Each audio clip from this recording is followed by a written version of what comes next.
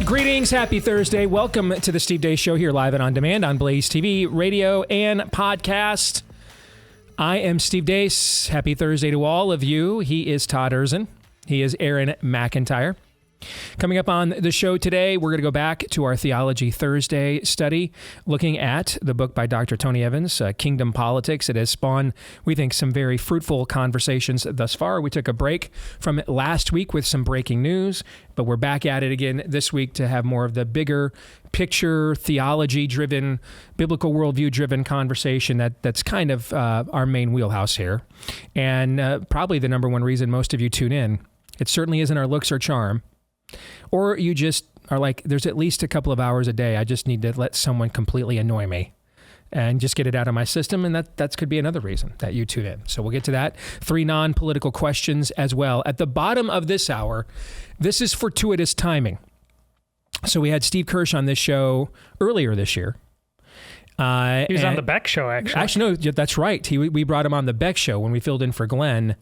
Was that maybe over Christmas break even? Yep. So it hasn't happened yet this year that we've talked to him. And there is all kinds of new data out now.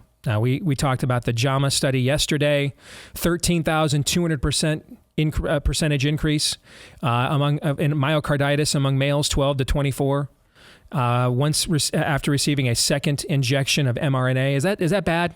Is that a problem? Indeed.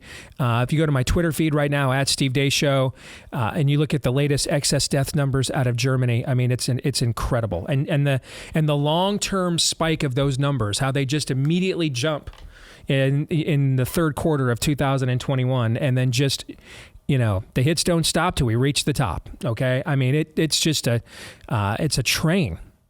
Coming down the track of excess deaths. Then everybody's like, oh, I don't know what you're talking about. See no death, hear no death.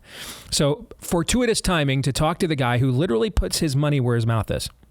He has standing bets with the science to prove him wrong. He goes on airplanes, and I've seen him offer up to $100,000 out of his own pocket to get people to take the mask off on the plane if they're still wearing it. So far, I haven't seen him have any takers. All I know is I need to find out. A couple of my friends work at airlines. Can they leak to me the passenger manifest? Is there a day where Steve Kirsch will be sitting next to me and I will make sure to wear a mask on the plane that day? You drive a hard bargain, sir. But okay, for $100,000, I'll go ahead and take my chances on breathing the highly filtrated air in an airplane, which might be the most filtrated air in America, like outside of a government building, I would guess, all right, or a compound. All right, so we'll talk to him at the bottom of the hour. But before we get to all of that, let us begin, as we always do, with Aaron's rundown of what happened while we were away.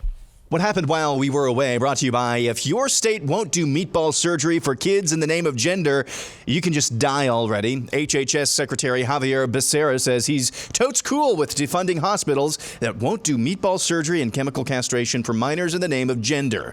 He was questioned by Congressman Jim Banks. This spring, HHS released a 112-page report claiming that gender affirmation, including social transition, changing one's name, pronoun, and/or appearance, is appropriate and beneficial for gender minority children and adolescents, according to this report. The report recommends cutting federal funds from states with, quote, policies that stigmatize transgender children, including by denying them access to medically necessary health care, end quote.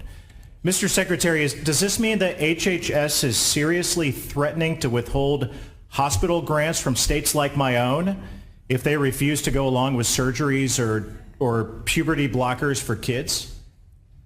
Congressman, we're going to protect the rights of any American to get the health care they're entitled to. And if someone tries to stop them from that, that's a violation of the law. So you would withhold hospital grants from states like mine that ban transgender sex reassignment surgeries for minors? I mean, that's what the report says, clearly. We will protect the rights of any individual to receive the health care they're entitled to, and we will take action against anyone who tries to discriminate. So Becerra was on one this week, dissing Ron DeSantis' handling of COVID at the Politico Health Summit. Today, if you're dying of COVID, and very few people compared to a few years ago are, it's principally because you're either unvaccinated or undervaccinated. If you're dying of COVID today, you didn't take precautions. If you listened to someone who said to you you didn't have to take that precaution, it's not just your fault. It's the fault of that leader who doesn't give you the best information. If leaders choose not to take care of their people, that's on them. Congressman Jerry Nadler had this to add about COVID and face masks. It protects against transmission of the disease to the next person. And the healthcare worker certainly ought to be required to be vaccinated. And when we have a pandemic like COVID-19 pandemic that we had, 2-year-olds should have been required to wear masks. It would be child abuse for parents not to do that. The White House put out a video message in honor of Pride Month, wherein they claim your children belong to them. These are our kids. These are our neighbors. Not somebody else's kids. They're all our kids. So far on this montage, Democrats have claimed that it's justifiable to kill people if states don't trans kids. If you die of COVID in June of 2023, it's because you didn't take the jab. Not masking toddlers is child abuse, and your kids are theirs to groom. Cool. Let's check in on Joe Biden. Well, we're going to win and we're going to help. We have plans to build a railroad from the Pacific all the way across the Indian Ocean. We have plans to build in Angola, one of the largest solar plants in the world. I can go on, but I'm not. I'm going off script. I'm going to get in trouble. California Governor Gavin Newsom was interviewed by Fox News' Sean Hannity for reasons only Allah knows recently, and he had this to say about Joe Biden. But I don't think he's capable. I know he's capable. I see results. I've seen a masterclass in results the last few years. Moving on, Marine veteran Daniel Penny has been indicted by a jury in New York of second-degree manslaughter for the chokehold death of the deranged lunatic Jordan Neely on a subway in May. Earlier this week, Penny's lawyers released a video interview where Penny dispelled the misconceptions of what actually happened on that subway. The three main threats that he repeated over and over was, I'm going to kill you, I'm prepared to go to jail for life, and I'm willing to die. You know, this was a scary situation, and Mr. Neely came on. He was threatening. I'm 6'2", and he was taller than me. So it was, and there's a common misconception that Marines don't get scared. We're actually taught one of our core values is courage, and courage is not the absence of fear, but how you handle fear. And you know, I was scared for myself, but I looked around. I saw women and children. He was yelling in their faces, saying these threats. I couldn't just sit still. And that's what happened while we were away. Aaron's Montage brought to you by our friends at Preborn. I'd like to take a minute just to have a little heart-to-heart with you about our friends at Preborn, because the heart is what they are focused on in their ministry, both physically and spiritually and emotionally. And they understand that for any persuasion to happen, a confrontation must take place. And what they will do is they are out on the streets and they find women who are with crisis pregnancies, who are seriously contemplating killing their child. And about 80% of the time, when they confront them with the heartbeat of the child in their body, they don't go through with it.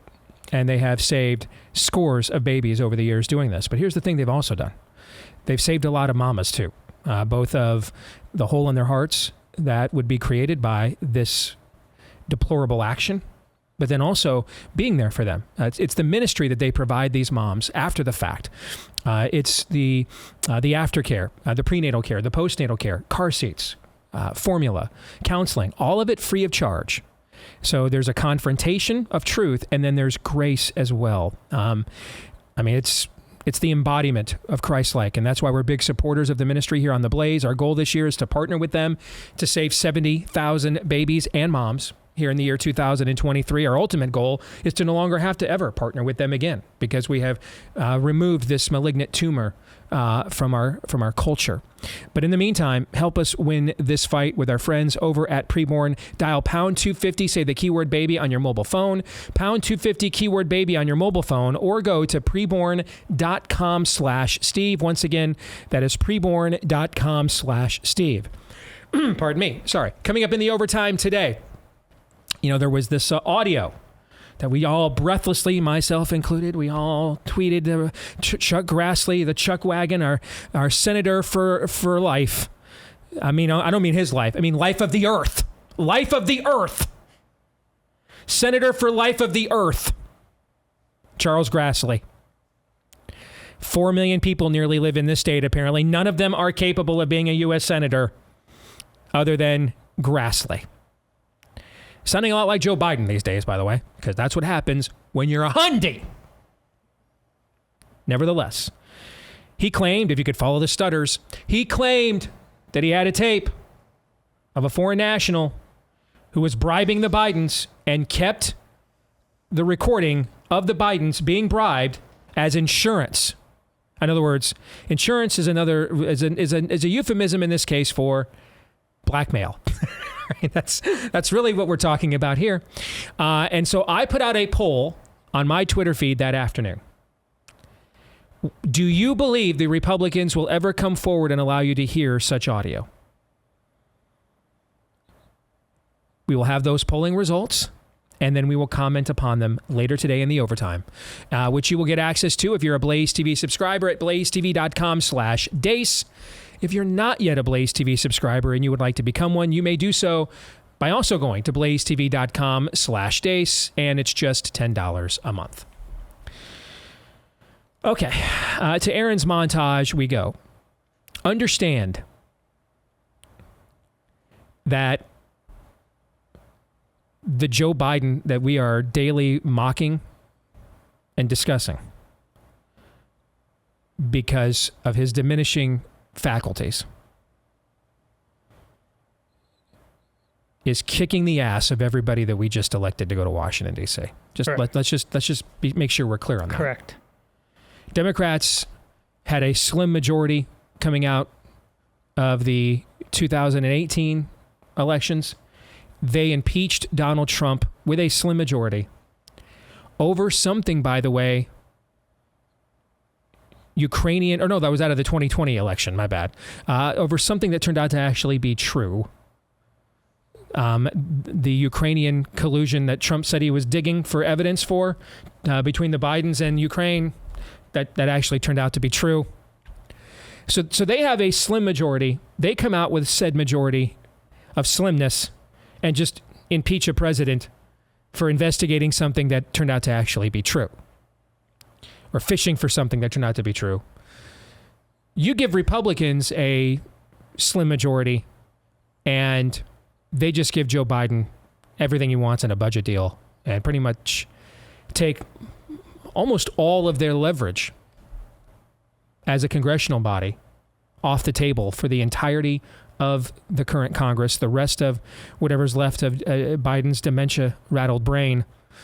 And they did this in June of 2023 with a year and a half to go still in the Congress. If that is not a portrait, a snapshot of exactly where we are. I mean, that is the political equivalent, the great shot of Secretariat, the year I was born, 1973, dusting the rest of the field in the Belmont Stakes to win the Triple Crown. That's essentially the portrait I just painted for you is the political equivalent of this. And that's why we're going to have to do this ourselves. Now, the good news is we are doing that more than we ever have before, and we are making some headway.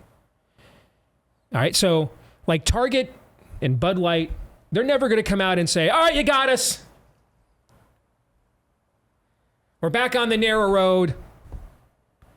And here's our, Bud Light's got their new Guinness line, because I believe Guinness was created by a priest. Was it not?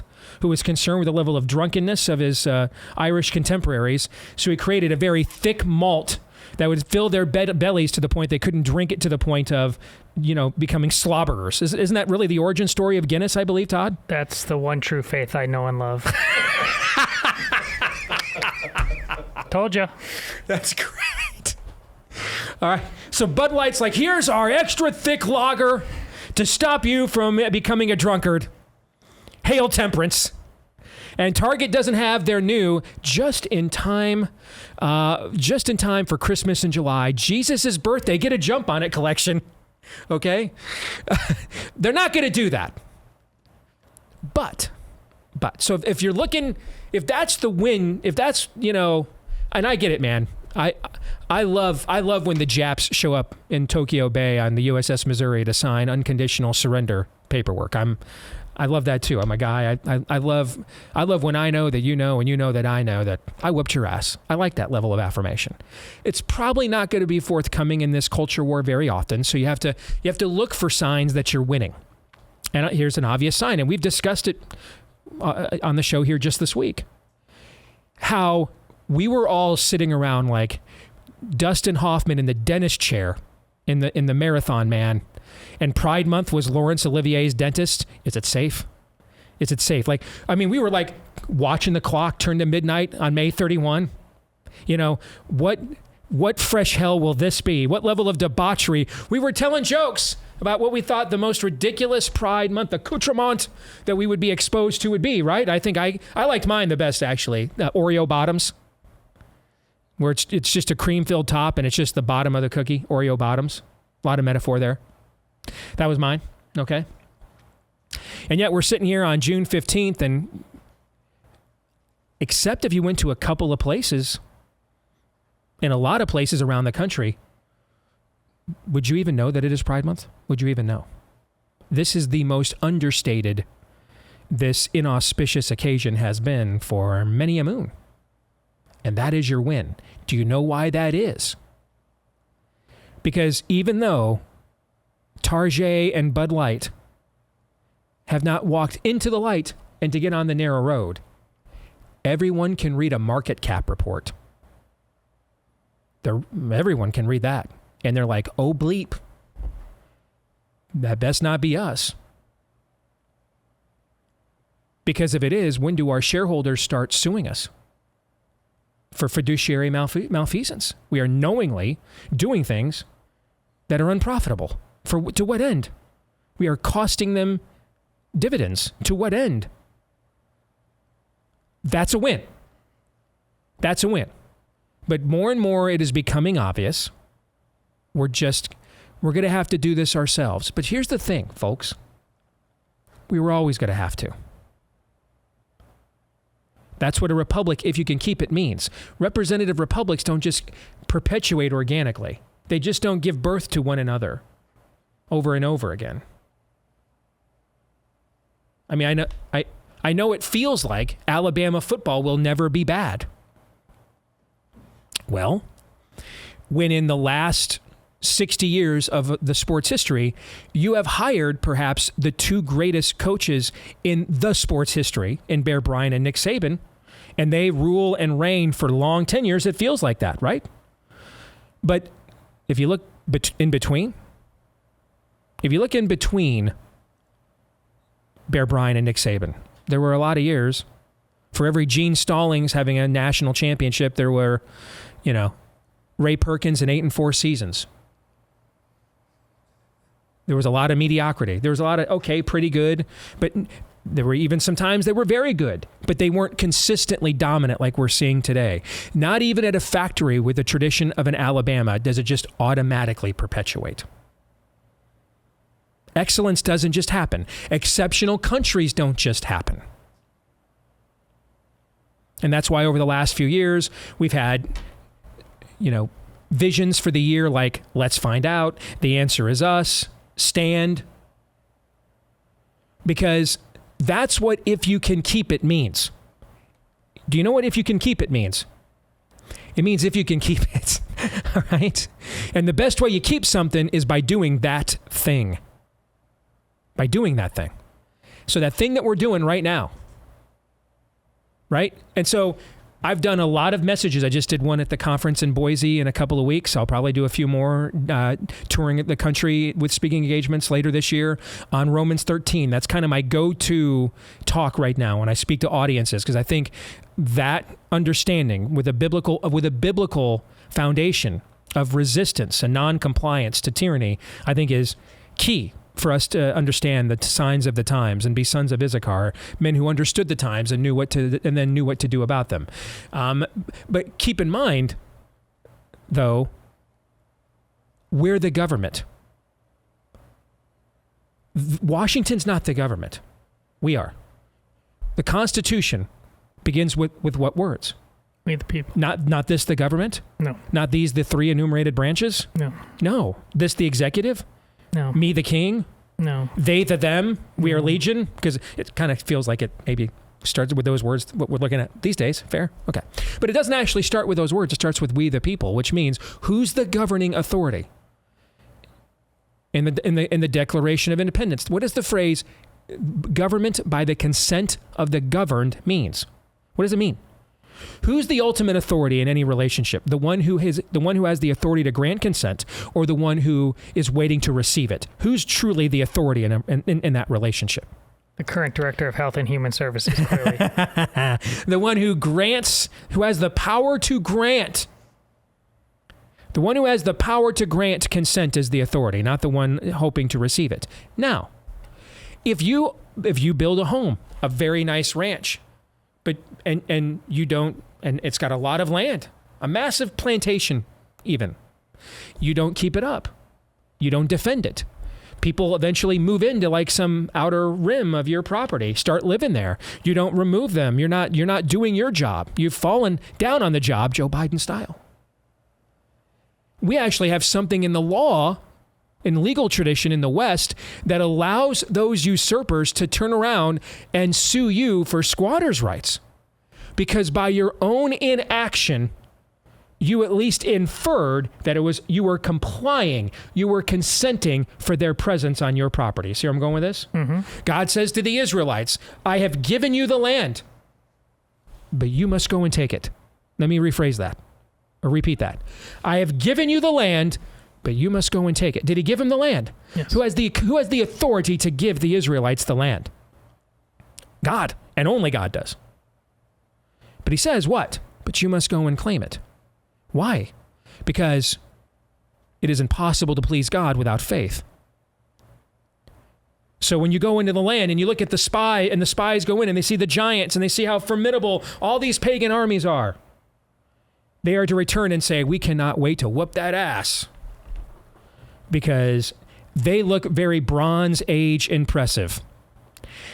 Yeah, we're fighting with a dude who opens seas and mountains and controls locusts. So I think we got this. That's the appropriate response, right? Is that the response that they had? No. And so the people that didn't have the right faith-filled response, did they get to go into that land? No, they died circling a desert for 40 years. They gave up their birthright. They lacked faith. They didn't act.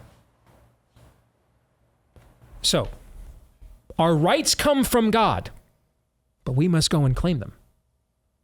They will not just occur organically. They will not just be bestowed automatically. Obviously. Yeah, they will be taken away very directly. Okay, all right. So we've got to go and claim it. I've used this analogy before. If I bought Noah a car, as I recently did, and I handed him the keys, I am the superior in the relationship, right? He's the son, I am the father. I have the wherewithal to consent for him to own a vehicle, correct? I give him the keys so that I am now granting him consent. But what if he never puts the keys in the ignition and drives away? Nowadays, of course, what if he just doesn't put the keys in the middle thing and push the button to start the car and drive away? All right. What if he never does that? I mean, the car is his, right? I gave it to him, but does it truly belong to him though? Has he taken possession of it?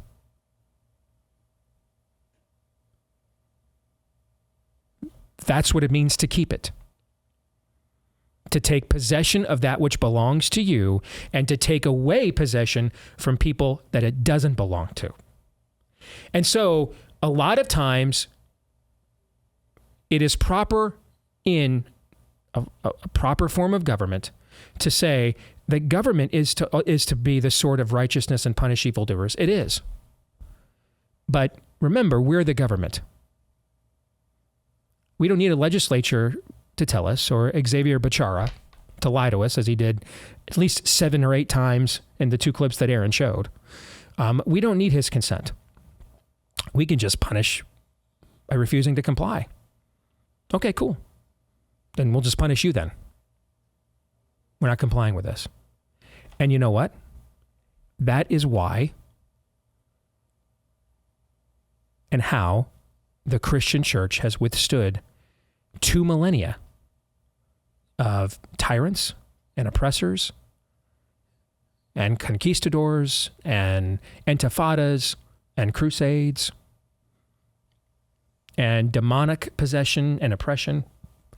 A refusal. We will live by the highest law, the laws of nature and nature's God, not your law.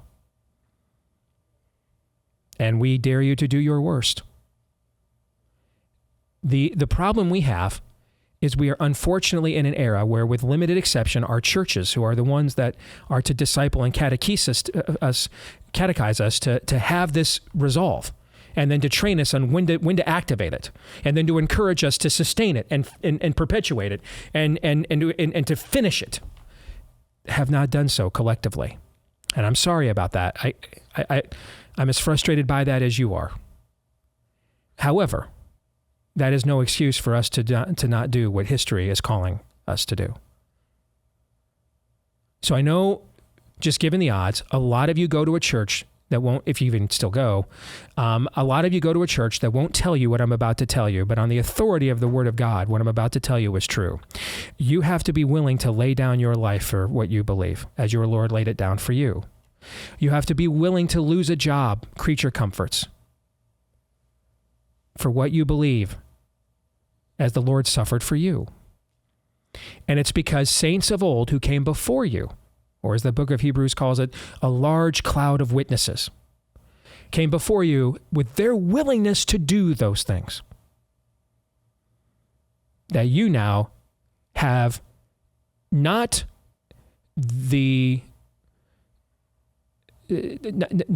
terror, but the opportunity to return their favor and do it as they did for you, for future generations. To count it all joy that God has chosen you and this cultural moment that you live in to make his presence very known through you and our collective witness for him. Do not be afraid. Be overjoyed. You have been granted something that not every generation gets. We all have. A meaningful existence. Something other than I worked 40 hours a week for 50 years to put food on somebody's table and send kids to college. Not that there's anything wrong with that. But what if there's more than that? And that is the opportunity that we have been given.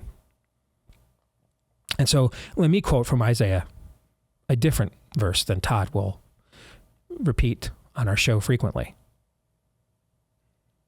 Whom will go? Whom shall I send? Here I am, Lord. Send me. Gentlemen, your thoughts.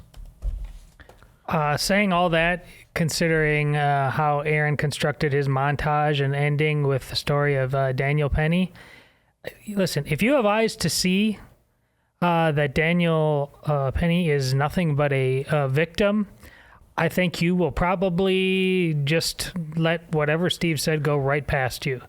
But if you see him as what he truly is, a damn hero, you'll, whether you're in Newark, you'll come to his aid. If you're in California, you'll say, you're taking my kids over my dead body. You will stand opposed to you in a way you never have before. Because the way he described the danger on that subway, it's happening all around you.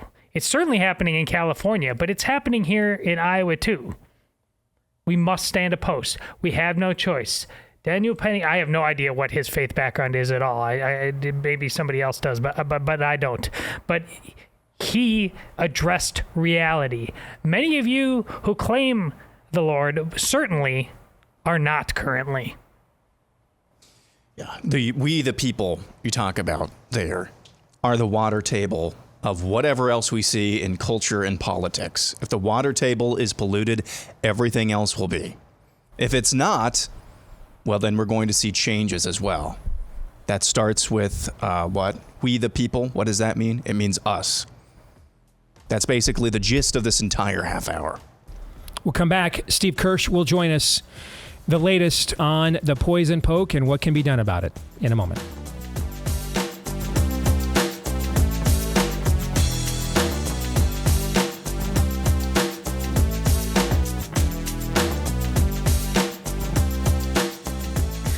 All right, back here on the Steve Deace Show. If you are concerned about indoctrination in schools, so that your kid doesn't know how to think. They've been dumbed down. There's no critical thinking. They don't know how to question the narrative, the science, the propaganda. Check out our friends over at Freedom Project Academy. I know them personally. Dr. Duke Pesta and the team there, we worked together fighting against Common Core back in the day. My son Noah actually went to Freedom Project Academy for a couple of years. So I saw firsthand how they have perfected online, live, online, on-demand homeschool learning K through 12 with an outstanding and challenging curriculum you don't want to miss out on. You can save 10% on tuition if you enroll today at freedomforschool.com. That's freedomforschool.com. Save 10% on your tuition if you enroll today. Maybe you're thinking, hey, I just heard about this for the first time. Can I get more information? You bet. You can also go to Freedom for School, FOR, freedomforschool.com, and get a free information packet as well. Freedomforschool.com. Again, that's freedomforschool.com. Let's bring in Steve Kirsch is here with us on the show. And Steve, we last talked to you back over Christmas time. It's been a minute, so thank you very much for joining us, brother. How are you? Good. Keeping busy. I see that, which is why we wanted to have you on. For people that may not know, give us a little bit of your background and how you ended up joining Team Sanity Reality, Team Pushback. Well, I believed that the FDA was legit, and so I took the two Moderna jabs, and then about a month later, I started hearing horror stories from my friends. I heard from one friend that 3 of her relatives died a week after getting the shot, and they were perfectly healthy 1 week after getting the shot. I said, man, that is either the most incredible story I've ever heard, or they're lying to us. Mm-hmm. And then I had another vendor have a heart attack 2 minutes after he got the shot. And at that point, it was very clear that I wasn't just getting unlucky. So I started digging into the data, and then it's like pulling a thread that you find something and you pull a little bit more and you find more, and so I've been going down the rabbit hole here from the COVID vaccines, and then link between vaccines and autism, and then more recently discovered that basically kids who are completely unvaccinated, including refusing the vitamin K shot at the very beginning of life, those kids end up way healthier than anybody who's gone through the vaccination schedule. So all of these papers are showing that kids are way healthier if they avoid vaccines completely, and that goes for adults as well. And so the government just doesn't want to do a study looking into this, and they've been asked to do that. And back in 2005, the CDC director, Judy Gerberding, promised to do such a study expeditiously. It was never done. And instead, all the studies in the peer-reviewed literature show that the vaccinated are worse off than the unvaccinated. You are a successful businessman, so you've got a little money. You have actually, and this is going to set up coming back to the point you just made, but I want to make sure people understand how serious you are about this. You have made numerous offers. You offered, I think, $1 million if someone could prove that the COVID vaccines were safe and effective. I've seen you offer tens of thousands, if not $100,000 for people to take off their mask on a plane, to which I told my audience, I've got to figure out if I know anybody that would leak to me passenger manifests on airlines to make sure I'm seated next to you, and I'm just going to show up with a mask. And you're going to drive a hard bargain, Steve.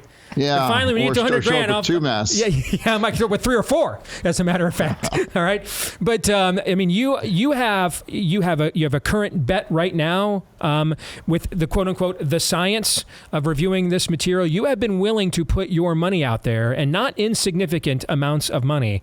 Has anybody taken you up on any of this yet? Yes, there is one guy in the entire world.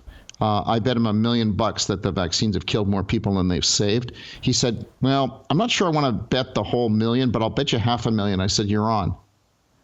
And so we're in the process of choosing judges for this contest. And I'll tell you, it has been really eye-opening. I think we've talked to at least 15 people who look qualified on paper, and you ask them basic questions, and they just can't answer them. And so now it's very clear as to why people are so confused. It's like, wow, the level here of understanding of the science is not what we not what we think. I was really blown away. These are very basic questions. So it's you're right. Well, there's no understanding of the science. There is a great amount of compliance to it, nevertheless, and your evolution on this sounds similar to what I am undergoing at the moment. So, I just, my assistant Todd, who books us people on the show, he's a dedicated anti-vaxxer, has been on all the time I've known him. And people have said to me for years, I mean, don't you get worried? You're going to get, no, because I'm vaccinated. I never really understood this idea. If I'm vaccinated, I thought that was the point of a vaccine. And then, there were 75 other issues that I thought I needed to fight on, and I just didn't have time to embrace this. Well, suddenly, 3 years ago, we stopped the entire world for this one singular issue. And now, for the first time, I have no choice but to actually put all of the thinking power I have in every other issue I've ever talked about on this one singular sector. All right, pharmaceuticals, medicines, infections, spreads, etc. Stuff that I didn't even care about in school or in college growing up. And I start spotting all kinds of fallacies, similar to what you just talked about.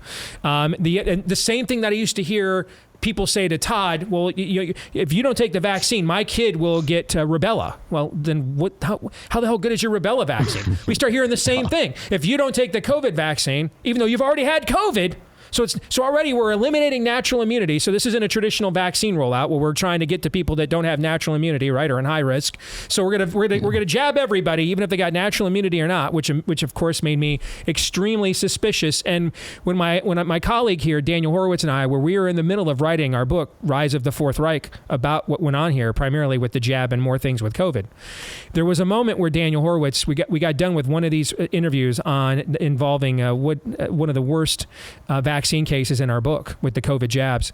And after we said goodbye to that person, Daniel and I were kind of just downloading how we wanted to approach writing the chapter. And out of nowhere, he said to me, he goes, I have an uncomfortable thought. This can't be the first time they've ever done something like this, right?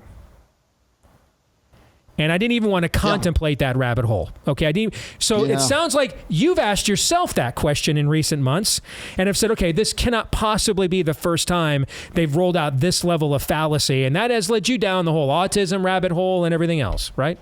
Yeah.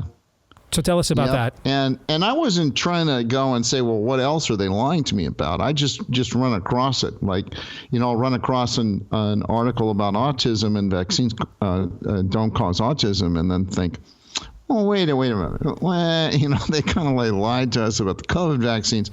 Maybe we should just double check on that autism thing. So I did some surveys. And I surveyed my user base, but I didn't survey them directly. I surveyed them indirectly, because what I did is I went out and I said, hey, tell me about your kids, right? So it's one level of indirection. It's not directly my followers. They don't control their kids. The kids can get vaccinated on their own, whatever. Tell me about how many times they've been vaccinated and what if they have any chronic diseases and so forth. And there's like this, it's linear. It's almost as if I were to game the study. I mean, it was so perfect. It showed this straight line that the more vaccines the kids got, the more chronic diseases, the more likelihood that they would have a chronic disease would be. And the kids that don't get vaccinated at all, it's like really rare. It's like, a 60 to 1 difference. And, for some of these conditions, it was just astonishing to me. And, so then it's very, very clear that these vaccines are basically causing chronic disease in America. You look at the thing that is, and it's so ironic, right? Because we're told that vaccines are safe and effective, and they're told in med school about this, and nobody ever checks. because they just assume that it's true. Why waste your brain cells on, checking something that everybody knows is true? Well, it turns out that the emperor has no clothes. And so when you actually look at this stuff, you find that you've been lied to. And most physicians will still refuse to go look at this data showing that they're harming the kids by giving them vaccines. They're creating autism, ADHD, epilepsy, seizures, food allergies. The list goes on and on. And you brought up food allergies. Let's make a very practical example here for a minute. I'm going to turn 50 in about 6 weeks. How old are you, Steve? I'm 66. Okay. So you and I have lived on this planet. And I'm just waking up now. I feel like I missed this, for the first 65 years. All right, so you and I are just a couple of Steves coexisting here on the mortal coil for combined over a century. All right, when we were growing up, peanut butter was a friggin' food group, bro. Okay, I mean, we the commercials on Saturday morning cartoons where you dip the chocolate bar into the peanut butter jar. We did that. We put our mama put peanut butter on everything. All right, we wanted peanut butter this, peanut butter that. We couldn't get enough of peanut butter. It was a food group. And now suddenly there are peanut allergies everywhere. I never heard of this, never knew about it. I never heard of kids having to immediately run to the bathroom, with diarrhea or indigestion immediately after even eating the most vile of processed foods in the school cafeteria. Even the yellow crusted burritos didn't send you immediately to the bathroom or gasping for air. And now suddenly a natural food like a peanut, there is mass allergy for everywhere. How did we explain this? Well, let me give you an anecdote, which I think was really interesting. Somebody who wrote in, and he said that, my kid went to school, and there were all 24 of them were sitting around asking, hey, what allergy do you have? Like, what are you allergic to? I'm allergic to cats, and I'm allergic to peanut butter. And there's only one kid, which was this guy's kid, who says, well, I'm not allergic to anything. And he was the one kid who was not vaccinated, ever. Now, at the very least, hard to cherry pick that one. at the very least, couldn't reasonable people agree that agents that we should not, we're the only country left, I think, in the industrialized world that allows pharmaceutical companies to advertise experimental products on television, market them. I think we're the only one.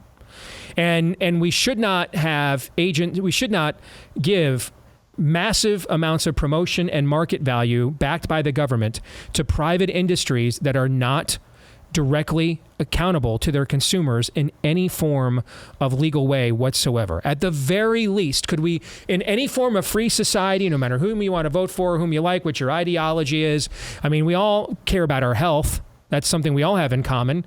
Could we at least agree on those two things? Because I think those two reforms, and I'll give you the last word here, Steve, I think those two reforms would go a long way into getting some of the answers of the questions that you're begging at the moment. Yeah, I mean, look, all you have to do is eliminate the liability protection for the vaccine manufacturers. That's it. One simple change. Going forward, no more liability protection for vaccine manufacturers. And guess what happens? The health of America completely turns around with just that one little change in the law. No more liability protection. Everything instantly changes. That would do it. That would be amazing. Mm-hmm.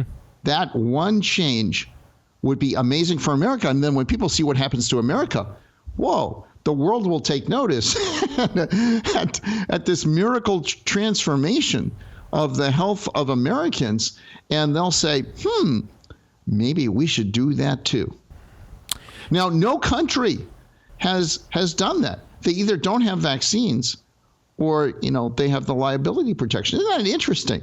Mm-hmm. That, this is like the one product that you have to have liability protection on? Now, wait a minute. Like in science, there's nothing about science. There's no Newton's laws. There's no Schrodinger equation. There's nothing that says that Well, if it's a vaccine, you need liability protection for the manufacturer. See, that's not in science.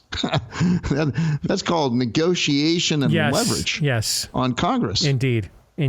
Check out his Substack, stevekirsch.substack.com, Kirsch. He is a great follow on Twitter as well, at @STKirsch on Twitter, at @STKirsch, Kirsch on Twitter. Good to see you, Steve. Thank you for asking the right questions, man. We'll have you back again, okay? Take care. Yep. Thanks, Steve. All right.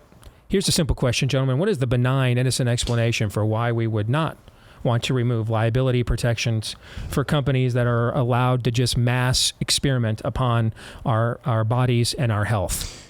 Dude, this conversation opens up a Michigan Stadium-sized can of worms. Yeah, it does. On a number of levels. Which is why a lot of people don't want to have it. Yeah. I mean, the bottom line is this, and Steve opened up with this.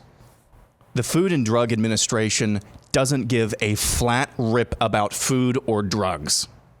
At all, like on any level. And then you start asking questions about our food supply and the quality of food. In East of Eden, our food supply, is that fallen too? Yeah. Is it on this planet? Yes. Is that fallen too? There's a difference between fallen food sources and things that are poisoning you. You look at the pharmaceutical industry as well, and then you start looking at a lot of just different things, procedures that we have done ubiquitously. Start asking questions. Why do we have our wisdom teeth taken out? Why are tonsillectomies like the number one thing that is recommended if your kid keeps getting sick? Aaron gets it. You start asking, circumcision. We had a question about circumcision on the show on Ask Deace Anything a couple, 2-3 months ago. I think asking questions about these things that just we took for granted for decades, I took for granted up until about 5 minutes ago, I think that's actually a really healthy thing. Because there are, like I said, a Michigan Stadium-sized can of worms that conversations like this open up about things that we just took for granted because we assumed the people who are calling the shots are on the up and up when they are, in fact, not. Thank God for the FU awakenings of men like Steve Kirsch and the FU money that goes along with it, because that's why he was named like top 10 must be canceled during all this. And it's a lot like, he's kind of like the Elon Musk of COVID. And both of them are kind of like the Donald Trump of politics. And Steve, you've kind of been dealing with this your whole life, and you're trying to get that FU money, God bless you. But they are simply saying, I won't play your games anymore because they are killing people. Amen. All right, we'll come back. Theology Thursday and 3 non-political questions coming your way in hour 2. Stay tuned.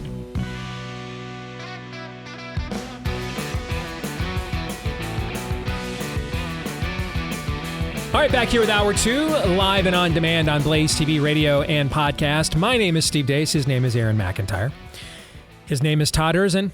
You have a name too. One day we may learn it via the stevedeace.com inbox. If you email us, steve@stevedeace.com. That's DEACE. Like us on Facebook, MeWe, and also you can follow me at Steve Deace Show on Twitter, Getter, Instagram, and TikTok. Look for me as well on Truth Social at Real Steve Deace there on Truth Social at Real Steve Deace. Want to let you know the response that we have gotten. Tomorrow it'll be 2 weeks since Nefarious hit streaming. And this is the first streaming window. It's called PVOD. And this is something that kind of emerged because of COVID. They had all these movies that they now couldn't release in theaters because everything was closed. And so they put them out as first-run films on streaming at a premium price. And what they found, the movie industry did, is there was actually a huge market for this. So is this just a COVID thing? Or is this something that people want to continue to do? And the market for this has continued to be huge. And a lot of people are like, unless it's an event film that, has an experience I can't, duplicate in my home, or teenagers and their love of horror films, a lot of times people are just, doing this instead of going to theaters anymore. And so the best way I would explain PVOD is if you used to go to a really nice hotel, there'd be a section on the TV menu where you can get movies while they're still in theaters. And so a lot of times you have to wait 3 months or so until a movie came out on DVD. for many years pre-COVID. But if you're at this hotel, you could watch it while maybe it was just out of theaters or at the tail end of its run, and you could get access to it for like the couple of months before it comes out to wider release for home watching. That's what PVOD is. And I will tell you right now, I'm not at liberty to give you specific numbers for this, but I can tell you that we have already eclipsed what our goal was for the entire month of June by 50% through June 13th. Not even halfway through the month yet. So we are blown away. We have taken a giant step towards paying our investors back with this film. And the amount of positive reviews the movie is getting, that Nefarious is getting, the amount of positive feedback. I mean, I'm getting more I was getting a ton of stuff in my Twitter feed and on social media in my inbox during the theatrical. I'm getting even more of it now. And so many kind words. Just want to say thank you to all of you. And don't forget on your streaming platform, if you've gotten on, whether it's Amazon Prime, you can get it there, Apple, iTunes, Google, and YouTube, Salem Now, Roku, Vudu. Please remember to leave a great review for the film if you liked it on that podcast platform, because that does help people make decisions when they're kind of going through the menu and deciding what they want to give a shot to. So just thank you very much. It's been beyond our wildest dreams and hopes, a massive start for Nefarious via streaming. So thank you to all of you for that. Also want to talk to you now. We talked about my movie. Let me now talk about my underwear. At least the only underwear company that I buy it from. Our friends over at Tommy John. Now that summer is here, guys, you don't want to deal with, shall we call it, stickage. Things get a little warm and swampy this time of year.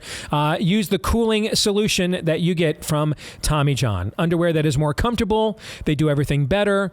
Has dozens of comfort innovations that make it breathable, lightweight, moisture-wicking fabric. And because I'm not gay, I have no idea what that means. But I do know this. I wear Tommy John underwear, the men's, because I'm straight as an arrow. All right, I wear the Tommy John men's underwear, and the best compliment I can ever give a product is after they let me sample it for free, do I go back and buy more of it out of my own pocket? And that's what I have done for years with Tommy John. I'm one of the reasons they've sold over 20 million pairs and have so many 5-star reviews. If you want to give them a shot right now, get 20% off your first order. 20% off your first order. And yes, they've got undies and loungewear for the ladies as well. Ask Lindsey Graham about that. Just go to TommyJohn.com/Steve. That's TommyJohn.com/Steve. All right, let's continue our series here on Theology Thursday, looking at Dr. Tony Evans' book, Kingdom Politics, Returning God to Government. We are this week on Chapter 3, The Foundation of Freedom. And Aaron, this week, you get to begin the conversation. Yes, this is, and there's a distinction that I want to focus on in this chapter that I think is really, really important and really missing in not only the broader society, certainly, but even within the church. The foundations of freedom. I think in the American psyche, when we define the word freedom, it's the definition that Uncle Rico in Napoleon Dynamite gives. It's a free country. I can do whatever I want. Right. Dr. Evans provides the biblical definition of freedom in this chapter. God's definition of freedom is the unimpeded opportunity and responsibility to choose righteously, justly, and legally pursue one's divinely created reason for being. Mm-hmm. I want to focus in on one really important word there. Unimpeded. Unimpeded opportunity and responsibility to choose to righteously, justly, and legally pursue one's divinely created reason for being. The reason why that word unimpeded is so important, especially in our culture and society, is because of what I just said. We think of freedom. We think of freedom as the freedom to, when really a biblical definition includes freedom from. Mm-hmm.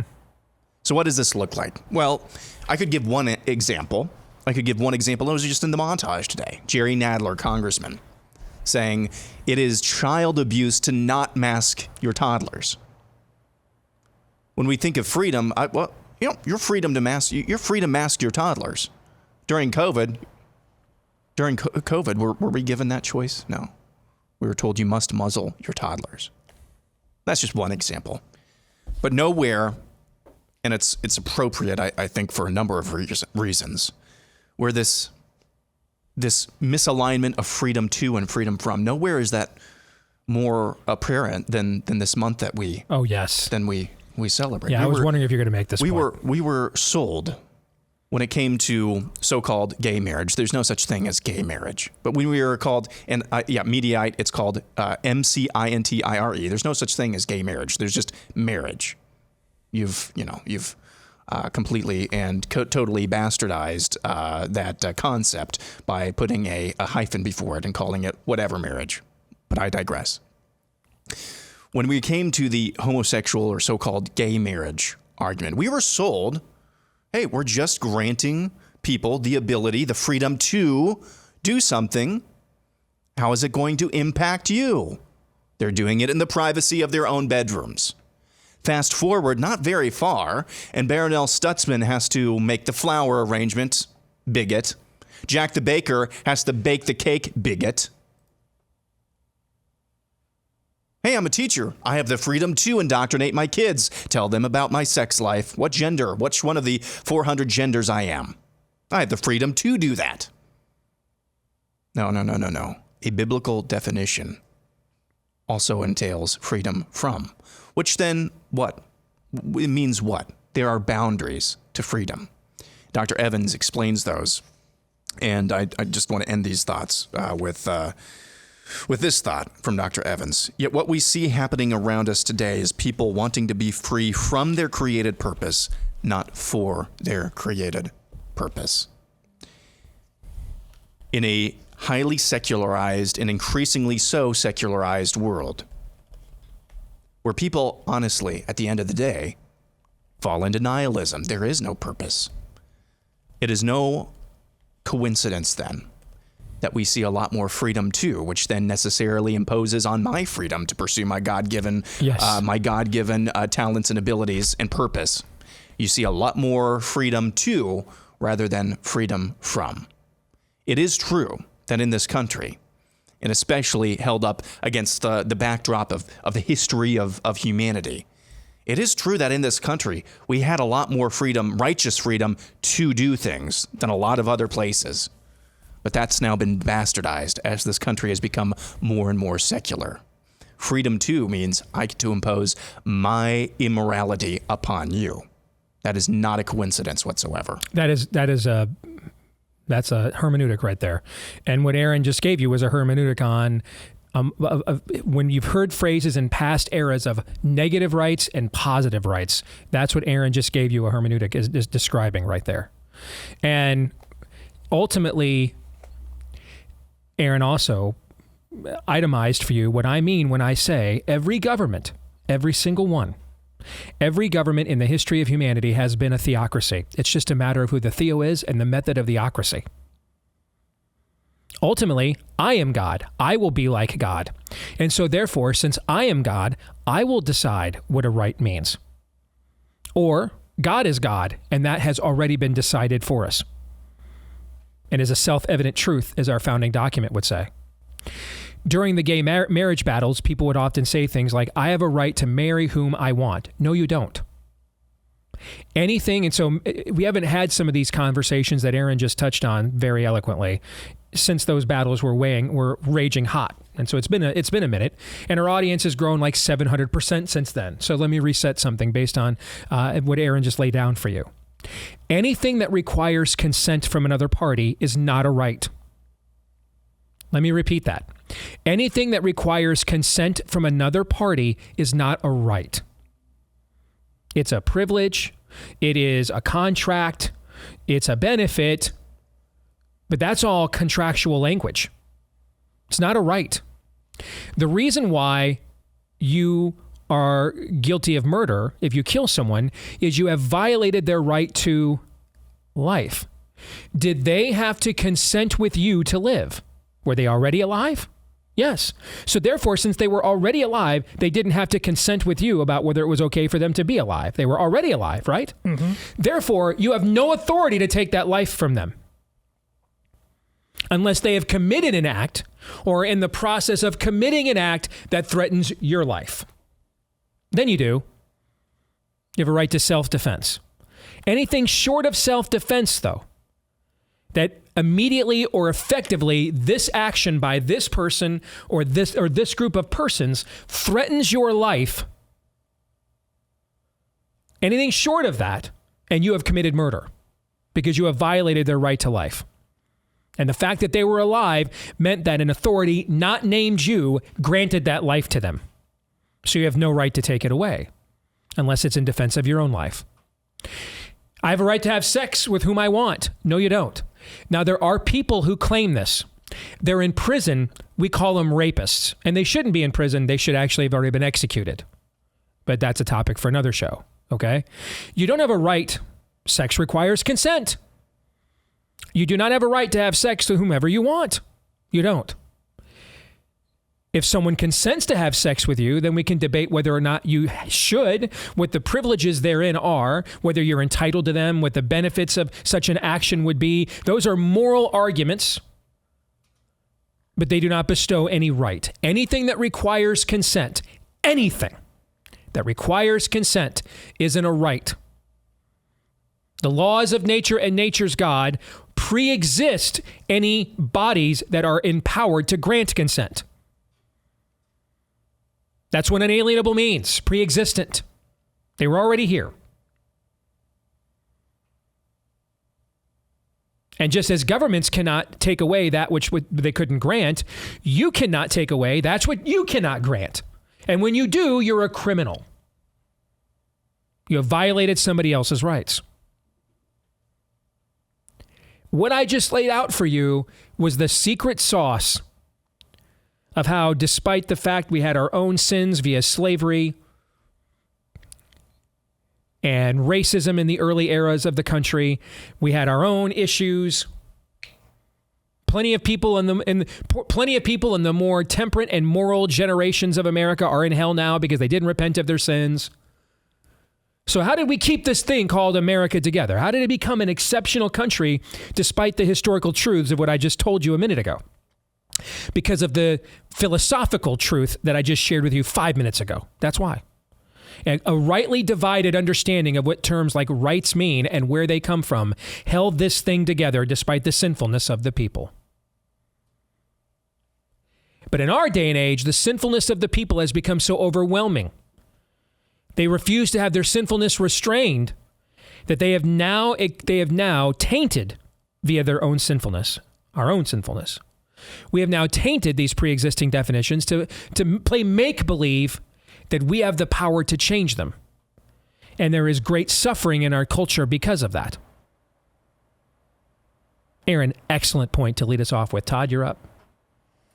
Well, I did find it fascinating just when you were talking with Steve Kirsch earlier, how two really smart guys who clearly are diving in data to inform them, but that's only one part of how, as Steve said, we're 50 and 60-something-year-old guys who just did not apply what we applied to a lot of areas. But once we do, you weren't suddenly doing deep dive calculus in terms of your philosophy on this. You just started asking basic questions, and that simply had no good answers to them. And I think this is what happens. We talk a lot about men need to be men again. This is why I think, and I've done this before on this show, and when Tony did it using the sports analogies about the obvious need, we can't possibly view freedom as boundaryless. And he basically pulls a C.S. Lewis. Like C.S. Lewis is people who says, I don't believe in morality, I don't believe in truth. Well, the second, if somebody accidentally trips you on the subway and they say they're sorry, you're like, okay, that's good. But if they trip you and they don't say they're sorry, and that's your problem, you will instantly take umbrage with that. You there's a value there that you believe is inherent. It's innate. And we do that. The sports pulls that out. The instant you play any sport, and suddenly, if you're playing football and suddenly trying to dribble that football like a basketball, or like he said, you just said that you run out into the stands and try to play keep away. Everybody's like, this is chaos. This is insanity. What are you doing? And we believe that so much as men these days in terms of the sports world. This is where instant replay comes in. Like we cannot rely on what that one official thinks about this. Not even all the officials out there. We need to know. We have to know the absolute truth. We need to bring the eye of God down with the cameras so we know. Mm-hmm. Guys, this is Aaron's. Just apply that to everything else, because you're not... Yeah, I don't care about... I just think... Instant replay drives me nuts because it points out the absurdity of who we've become as men. This is life in general. This is the idea that we're much more focused on what is truly and meticulously a catch in an NFL game than the greater and larger questions that maintain any form of a civil and free society. Tony's talking about the same thing. He goes into what the tree of life and the tree of knowledge and good and evil actually are. You had freedom. Just abide by this, because it makes sense of all of the other things. And again, you go then to the book of Exodus. The tree of knowledge of good and evil is basically replanted with the 10 Commandments. Mm-hmm. And the people reject that too, to great, great cost, where God is fully prepared to abandon them. And Moses begs and begs and begs. And what happens after that? I'm bringing this up. I recently reread Exodus, and my eyes were opening up. Something is closed up because in the Exodus, the Egyptians give their money, their jewels, their riches to the Jews. And the Jews individually keep them as a people. They're free. They're more rich. They have more comforts than ever before. But after this humbling, and by the way, there's after that sin, the statutes are brought to life by God. Where they say you will die if you do these things. The cost of worshiping that golden calf was death, I believe, for 300 Jews. If I'm wrong about that specific number, I'm wrong. But afterwards, what happens? The collective wealth of the individuals that they received from the Egyptians is given communally to make the tabernacle and the tent and the tools and the robes and all that comes with it. Meaning the whole point of all of this, all of your freedom, all of your riches, all of your comfort, whatever it is, the games you play, the medicine you have, it is all for naught. Not at best, and at worst will be used for demonic purposes unless and until you use it to point to God. And again, coming back to what Tony said, this isn't complicated. It's so uncomplicated that God gives us the gift of pulling back his hand, which he's doing right now in this moment and this time to show us, fine, have it your way. Just look, we are living right now in a ridiculous game that does not resemble real life. It's obvious, right, everybody? Look around. Are you saying we suck at playing God? We're terrible gods? So in an appeal to men, hey, sports pro guy, every once in a while you guys come back and fine, you don't have to watch then. Well, I threw the rock and you're the one yelping. I don't care. Guys, Steve, Aaron, do I love sports? Mm-hmm. I love them. I don't worship. Your entire family has invested most of your children's growing years in sports. It is something that can and will, if utilized appropriately, will glorify God, just like I said. But I use it, and my family uses it to glorify God. You worship it. That's a problem. Now, Tony could have and would pick something else that's not sports and pick it for women. Pick something else that works for men and women alike. This is me really wanted to address men, but more broadly speaking, this is not really complicated. You will put up a fight for the things that you worship. And you do all the time. We need right now a clear instant replay on reality. We're absolutely getting it wrong. By all means, use instant replay. Totterson is telling to you. But look, right now we're chopping up our kids. All right? We're killing people with witchcraft called jabs. Put the instant replay on that, please. I should have gone first. My big takeaway from the last 22 minutes is I made a mistake having you guys go first. I don't know how to top that. I mean, both of you guys nailed it. So I'm going to zero in on one little sentence here, if you guys are okay with it.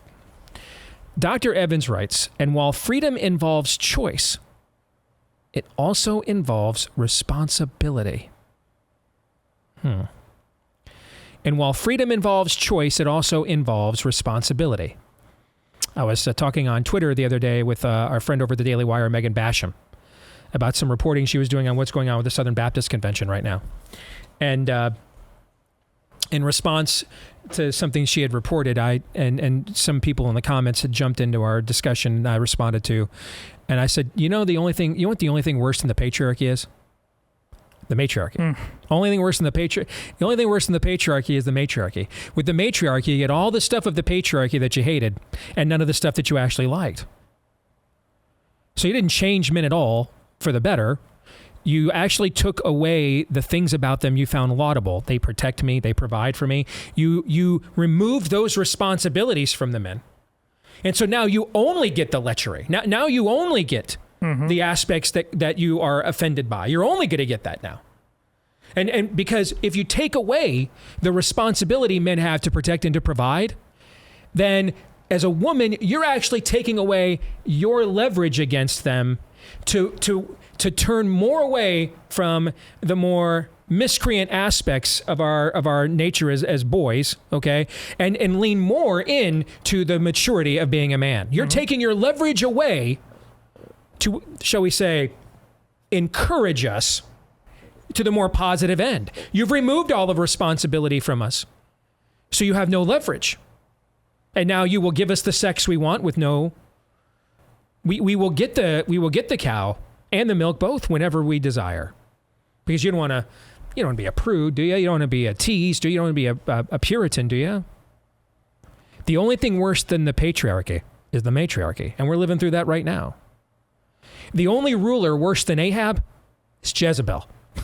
We're living through that right now. Why? Because we've confused authority and responsibility. And he's talking about that here when it comes to freedom and responsibility. We have confused the word responsibility in our culture in every context. No one is responsible for anything. Everybody is a victim. These are all buzzwords we know very well on the right. All of us that do this for a living have done these shows for the last lamentable generation. And Lord knows those of you that are listening to us right now have heard people better at this than me do this topic for a show many, many times. But it continues to be a chronic problem. Why? We won't accept responsibility voluntarily. We won't. That's not who we are. We're sons of Adam and daughters of Eve. We're excuse makers. We're passive. We're not initiative takers by nature. And therefore, there must be a code that calls us to be better than ourselves and incentivizes accordingly. In pagan countries, it was honor codes. It was the promise of power, wealth, significance, legacy. In a Christian-inspired and influenced country, it is because God said so. That's why. And, well, you know, my girlfriend that I'm not married to, she's really hot. So's hell. And unlike your girlfriend, hell's going to be there forever. So enjoy. That was it. There's a power and authority here, and it ain't you. So recognize that was literally the entirety of how we adopted responsibility in the West for the last few hundred years. God is God, and you are not. That's it. Wasn't any more complicated than that. And all of our institutions acted accordingly. We even made our politicians take oaths of office acknowledging this, even if symbolically. People had never stepped foot in a church in their lives were scrambling to make sure they could find a pastor or priest to marry them. Because somewhere deep down, no matter how licentious we were or wanted to be, there was an expectation, a responsibility is another word for expectation. There was a responsibility that you would, at some point in time, no matter how foolish you are up until that point of time, have to acknowledge that God is God and you are not. You would have to. That was the societal expectation and thus the responsibility on you to be any kind of member of a free society whatsoever. That's all gone now. And so we have freedom without responsibility. What is that? Debauchery, decadence. That's what you're living through now. The late stages of a dying republic. And it will die. So when we say revival or bust, what do we mean? It will die without recognizing that God is God and we are not. Period. No commas, no semicolons, no codicils, no but, no. They're not the 10 suggestions, the 10 sternly worded letters. God is God and we are not. Do or do not, turn or burn. No maybes, no pass fail. Or it's only pass fail. No sliding scale here. Do it or don't. And that's why we have prisons. That's why God made hell. So I like them apples. It was really that simple. Now, it wasn't easy. Human nature's complicated. But the code of honor that held us together was that simple. We don't have that anymore. We turned away from that. We don't want it. We rejected it even. And now, as Todd, you pointed out, now we think we can just remake reality accordingly. And we are suffering greatly as a people, and we will go on suffering as a people until we recognize the ultimate reality. What is that? That God is God and we are not. Now, it's my best attempt to follow up what you two guys did with the time that I had. How'd I do? Righteous. Tremendous. Tremendous. Thank you, Jim Rome. Appreciate that. All right, when we come back, it'll be time for 3 non-political questions. We'll do that here in just a moment on Blaze TV radio and podcast. Stay tuned.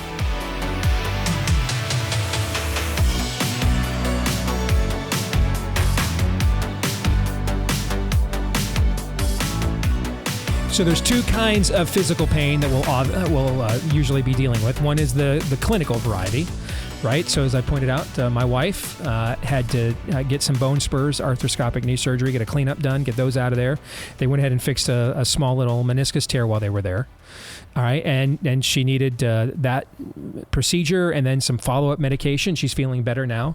So now we've got to go back and deal with the chronic stuff, some of the inflammation and stuff that exacerbates those conditions or makes you more prone to them. And that's where Relief Factor comes in. It's a drug-free anti-inflammatory, although it's a formula, all-natural formula created by doctors who can prescribe drugs. But why did they create this? Well, because they realized a lot of the chronic pain in their practices was from people that had too much inflammation. And could we come up with a natural anti-inflammatory that wouldn't be so hard on their other functions and organs in the body, like taking daily Tylenol and ibuprofen might cause. And so that's where they came up with Relief Factor. They want to offer it to you for 3 weeks for just $20 to see if you don't see a difference in your pain level in 3 weeks or less. Why do they do that? Because over the years, they have found about 70% of the people who take them up on this end up sticking around long term because of the results that they see in 3 weeks or less. So if you want to put them to the test for just $20, just go to relieffactor.com. We've got my wife on Relief Factor now, and she's feeling great. Relieffactor.com, or call them at 800-4RELIEF, the number 4, 800-4RELIEF, or relieffactor.com. All right, it's time for 3 non-political questions. We all have questions. Who am I? Why am I here? Where am I going? Who am I? A search and a question of identity. Why am I here? A question of meaning and purpose. Where am I going? Question of destiny. Some better than others. What sort of morality or proto-morality would you expect to find in a chimpanzee troop? Injecting some levity into the demise of Western civilization. It's 3 questions on the Steve Deace Show. And for that, we bring in our oldest daughter, Anastasia. Good to see you again, sweetie. How are you? Good. How are you doing, Dad? Well, you're going to have a large say in determining that here in the next few minutes. What are we doing this week? I feel like I've decided that Thursdays I'm going to try to just be more like lighthearted. Like usually my segment on Tuesdays is kind of like poking the bear. And then Thursdays are like the s'mores that we eat at the campfire. So Tuesday's bad cop and Thursday's good cop? Is that kind of what so I you're can thinking? keep my job. So it's like, I mean, she was so good on Thursday, so let's let her come back on Tuesday. I like it. All right. So you've got the questions. Fire them up. Let's go. So my first question for you guys is, what's one thing that you wish could exist but doesn't right now? What's one thing that I wish could exist but doesn't right now? Something with absolutely no side effects that would allow me to eat whatever I want, whenever I want, and have no weight gain or any other digestive issues associated with it. So basically, I want the marriage supper of the Lamb to happen now on this side of eternity. That's essentially what I would like to exist, is could we make that happen? A close second for me is transporter technology. There are lots of things in the world that I would like to visit that I absolutely do not want to travel to. All right. And so if you could just beam me there, and yes, my atoms may get scattered, but that will not nearly be as a traumatic experience as, say, a plane crashing. All right. So I transporter technology, I'd love to see the Colosseum in Rome. I'd love to go to Israel. There's lots of things I'd like to see, okay, and experience. All right. I'm going to need transporter technology because I don't want to go through the rigorous travel to get there. I'm too lazy. All right, Elon needs to get on that. Yes. So my answers are completely self-serving. That's okay. But hey, welcome to the Steve Deace Show. It is the Steve Deace Show, indeed. All right, so now you guys made Jesus juke me now. Go ahead. I'll go first, Todd. Two things actually popped in my mind right away on this. One, a competent Iowa Hawkeyes football offense. That would be nice. Number two is really out of left field, and it's going to bore the socks off of our audience. I would like, whoever invents this, by the way, is probably going to get paid $1.5 million by Microsoft or Apple. I would like a copy and paste function on your computer.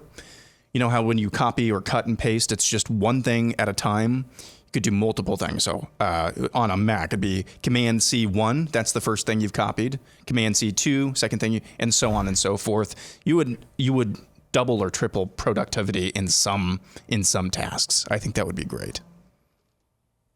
Cool. That's not bad. It's certainly more very specific. It's certainly this more popped into my head. It's doable though. It is certainly more societally beneficial than mine. I think well, no, we'd all benefit from transporter technology. We'd all benefit from that. Right? Yeah. I don't see why I would not. Yeah. I mean, that would, the other thing is completely just for me, but the society would benefit from transporter technology to some degree, Todd, and don't you dare say different. What about you? I have no argument currently against that. How about a housing market that would allow me to both sell my house and find one worth living in, neither of which is currently possible? That's a good answer, Jay. Those were all really good answers, guys. That was good. All right. We're off to a good start. All right. Question 2. Next question is, I read this and I found this very interesting. I'm interested to see what you guys say. If you could invent a sport, what sport would you invent? Todd, I'll let you take this one first.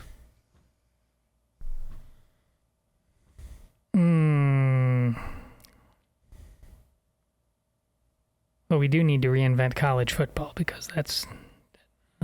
See, I thought that's what you would do, so I figured let's just get this out of the way now. Go ahead. Yeah. Todd would like to invent college football before 2014. That's what Todd would like to invent. Correct? Yes. Or maybe even before 2010 and the the last great round of realignment with the TV contracts and all that kind of stuff. All right, that's what Todd wants to invent: college football pre-2010. I will do an ode to my brother since he does watch the show. We did invent a game. We called it the punting game back in the day. We played to absolute exhaustion. It was just him and I, and you. One person was the punter, one person hiked the ball. And then the person who hiked the ball went and tried to block the ball. And if the ball was not blocked, then the person who punted had to run and go get it while the other person was laid out on the ground, and then try to run it back for a touchdown. And then you'd have to tackle each other. Honestly, the number of times we played that until both of us could not move anymore was glorious. I don't think it's a cool dude game to create. Oh yeah. Two brothers just doing what we do. Oh, I mean, we thought we created Smear the you-know-what. Yes. It turns out that everybody played that. Yes. Yeah, we thought we made it up. Okay. Yeah, that's my just buddies nature. Not invented. We just did fumble drills with the football, kind of similar to that. We also played football on round hay bales, and that's how I broke my nose. I don't think a more perfect sport can be invented or thought of, because rugby already exists. I'm not a rugby aficionado, but it's the purest form of like football. It's more masculine than football because you don't even have pads you can hide behind. So I will say that. However, I do have one. It would require the invention of technology a la transporter technology, just in a different form, but some form of anti-gravity or levitation technology, to where you could like have a device that you sit on and fly around in the air. And then I'd have like one little ball that like has this technology as well that just flies around everywhere. And there's one position on each team that's tasked with like catching that ball, and the game doesn't end until you catch that ball. And then there's other positions on the team where you like hit these balls around in midair as you're flying on your levitation machine through these hoops in the air. I think that'd be a pretty cool game. What a pathetic loser. Too bad it's not been thought of yet. That sounds oddly specific. I saw some dorks playing that in a park when I drove to work this morning. They were flying around in the air. I pulled over and beat them all up and told them it was for their own good, and I'm confident that is true. Some dude in a cloak is going to show up to Todd's house tonight and like point a stick at him and say some nonsense words for seeing that. Not supposed to see that. Oh, wow. At first I was like, what is he talking about? That is the most detailed description of Quidditch I have heard. Except for the person that J.K. Rowling stole the idea from. Oh, is this on? Okay. No. Okay. Okay. This would be the sport I would create. Okay.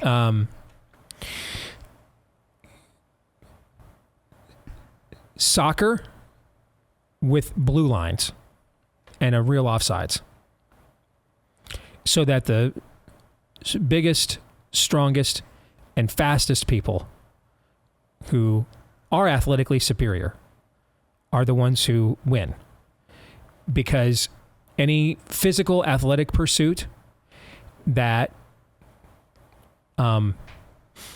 Guyana is better at than the United States is systemically and fundamentally flawed, and was actually created to punish those whom were given superior athleticism, physicality, speed, and quickness. So we're going to have a real offsides, and we're going to have a blue line, and then we're going to play soccer. That's the sport that I would create. Because the other sport I would create, where you'd play with an oblong ball so it could bounce either way and be very unpredictable. You were allowed to essentially dissect your opponent, provided you all were wearing the appropriate gear. We already created that sport because we're Americans. So it's called football. We already created the perfect sport. So this is my best attempt to take the world's most imperfect game and make it at least somewhat palatable to people who believe in meritocracy again. It's amazing. I give you credit for consistently. This is that codicil of the dude code, where you will be wrong until the end of time, just on principle. Because like every time we do this, like Twitter actually comes to my side on this. Like it's a moving blue line. It exists. You understand this, don't you? I know it is. I do know that it exists. It's a moving blue line, so that anytime you get to the ball before the defender, you are offsides, and that's why every damn game is 1-0. Okay. See, that's You just actually said something that pass the ball, is kick it far, in the rules, and let someone go down there and get mossed. That's the game I want to watch. All right, I want to see the ball 70 yards in the air, and I want to see some little third world dweeb get mossed by a badass American. That's the game I want to watch, and so does the rest of America. In the game of football, is there illegal men downfield? Yes or no? The linemen are illegal downfield. Oh, wait. Bigger, faster, stronger. Why can't they just go where they want to, Steve, whenever they want to? Why? These are the existential questions of our time. Because they're not the ones that are responsible for the advancing of the ball. Bigger, faster, stronger, Steve. Okay. Why do we have these They're not rules? responsible for the advancing of the ball. You are holding back. They are not letting them live out their destiny as bigger. We have two sports. In one of them, you get to moss people. In the other, you get yellow carded, and it's 1-0 after the shootout. America, you make the call. You said this was supposed to be the fuzzy, uplifting Thursday. One of the questions that I was thinking of asking was, what's the dumbest sport? And I was like, we did that anyways. I know, and I was like, I'm not going to ask that because I don't want them to argue. You guys just found a way to argue anyways. And then my last question for you guys, maybe this will bring everybody back together. I'm happy I saved this for last. What is one of your favorite Steve Deace Show memories? Aww. Probably the guys who don't have their name on the show should do that first. It's kind of self-serving for me to answer it in a way. The title? Seeing my face every day? No, okay, go ahead. Oh boy! You know what? I'll give you one. So you guys have time. Okay. All right. There's a lot that I could choose. I mean, having someone I've admired for many years, like Josh McDowell, spontaneously kissed me once. I'm not even sure what to make of that. I mean, there have been lots of those moments,